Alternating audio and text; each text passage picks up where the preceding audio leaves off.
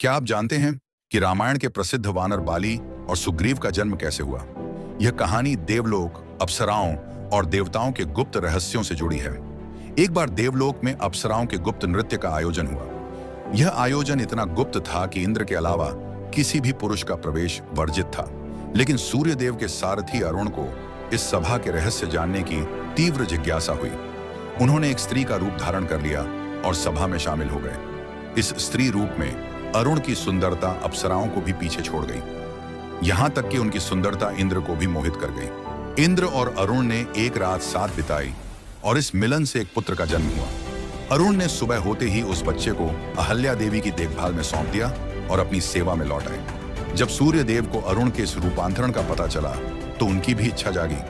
उन्होंने भी अरुण के स्त्री रूप से मिलन किया और इस मिलन से दूसरा पुत्र जन्मा।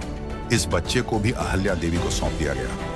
अहल्या देवी ने दोनों बच्चों को अपनी ममता से पाला, लेकिन उनके पति ऋषि गौतम ने इस बात से क्रोधित होकर दोनों बच्चों को वानर बनने का शाप दे दिया।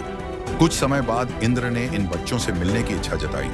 उन्होंने बड़े पुत्र का नाम बाली और छोटे का सुग्रीव रखा। किष्किंधा राज्य के वानर राजा रक्षराज, जिन्हें पुत्र की चाह थी, उन्होंने दोनों भाइयों को गोद ले लिया।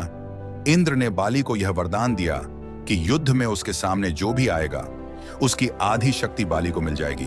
और इसी तरह बाली और सुग्रीव का जन्म, उनका शापित रूप और वरदान रामायण की कहानी का अभिन्न हिस्सा बन गया। यह कहानी रामायण से जुड़ी कई क्षेत्रीय लोक कथाओं में पाई जाती है। अगर ऐसी अनसुनी कहानियां आपको रोमांचित करती हैं तो वीडियो को लाइक और शेयर जरूर करें। धन्यवाद।